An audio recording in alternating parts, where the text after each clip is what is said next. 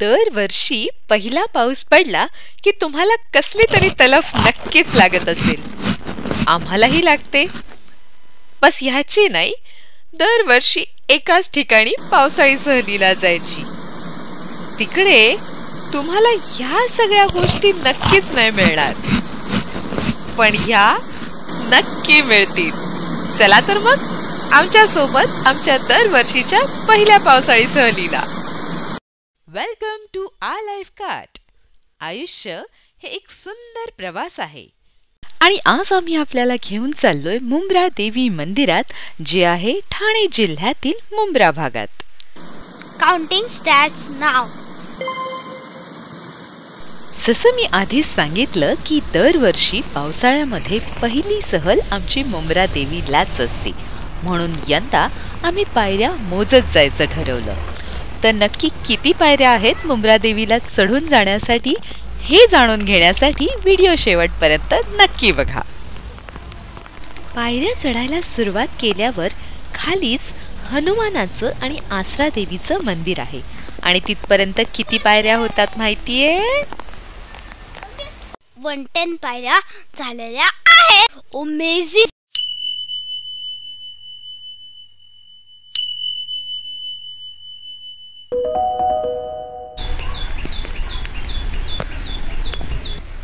छोट्या छोट्या पायऱ्या, दोघं बाजूला रेलिंग, जागोजागी असणारे शेड्स आणि बसायला बाकडी, ह्याच्यामुळे आपण ह्या ट्रेकची गणना अगदी सिंपल ट्रेकमध्ये करू शकतो. कितीही निवांत चढलो तरी एका तासात चढून उतरता येते. मम्मी, 210 पायऱ्या झालेल्या आहेत. पक्ष्यांचाच आहे ना?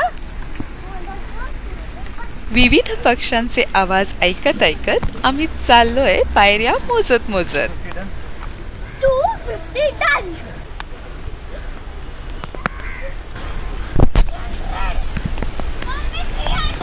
येस. दरवर्षी असे छोटे छोटे ट्रेक केल्यामुळे आता माझा मुलगा थोडासा चपळ झालाय आणि कधीही न भिजणारा यंदा भिजतच ट्रेक करायचाय असं म्हणून हट्ट करून तुरुतुरुत चालू लागलाय. त्यात थकण्यात भिजण्यात आनंद मानून थोडासा मध्ये विसावा घेत गंमत जम्मत पाहत परत चालायलाही शिकलाय.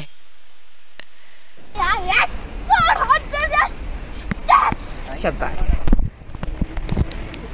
पारसिक हिलवर असलेले हे मंदिर बरेच प्राचीन आहे, पण येथील पायऱ्या, रेलिंग्स काळानुरूप हळूहळू होत गेल्या.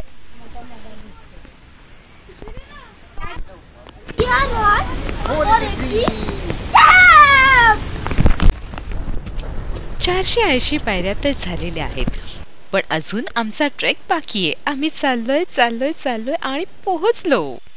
मग नक्की किती पायऱ्या झाल्या आणि आम्ही मोजलेल्या पायऱ्या खरंच बरोबर आहेत का याची पडताळणी तुम्ही नक्की करा. तुम्ही जाल तेव्हा तुम्ही पण मोजा आणि आम्ही मोजलेल्या पायऱ्या बरोबर आहेत का सांगा. मंदिरापाशी आलो, चप्पल काढली, पाय धुतले, घंटा वाजवली आणि आता शेवटच्या पायऱ्या मोजणं चालू आहे आणि एकूण पायऱ्या निघालेल्या आहेत 600.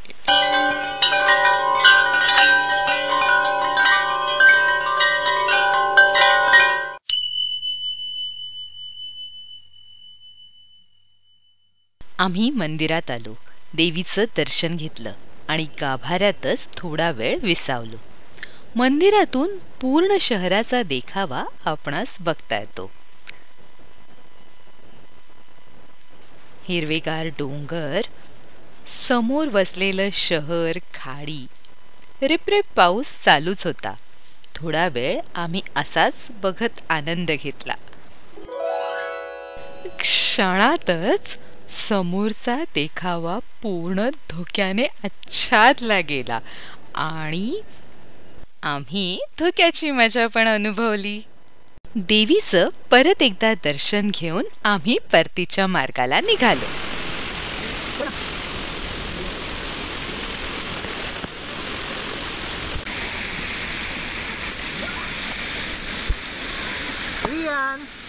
रियान, काय कर बेटा?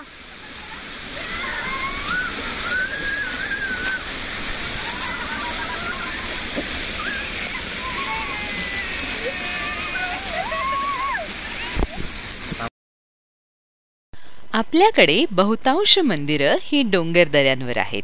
त्यामुळे भारतीय लोकांना देवाचं नाव घेत घेत आठवड्यातून एकदा, महिन्यातून एकदा किंवा सणासुदीला अशा ठिकाणी भेट देण्याची सवय असते.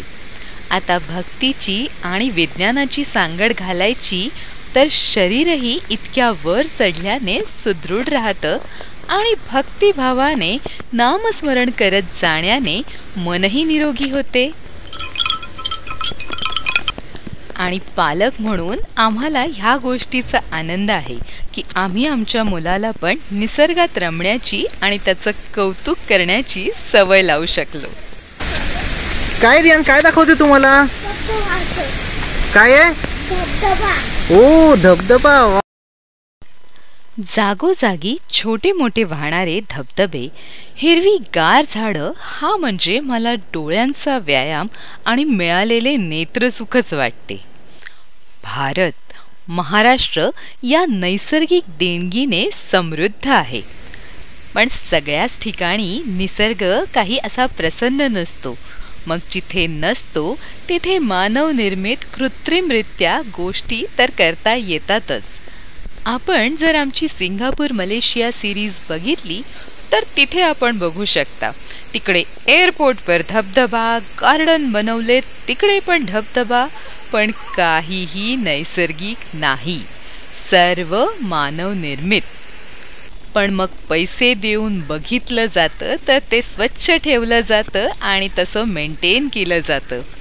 आपल्याकडे निसर्गनिर्मित आहे, त्याची कदर आपण म्हणावी तशी घेत नाही.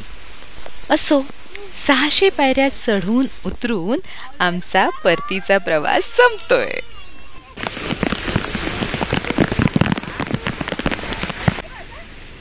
Bye bye.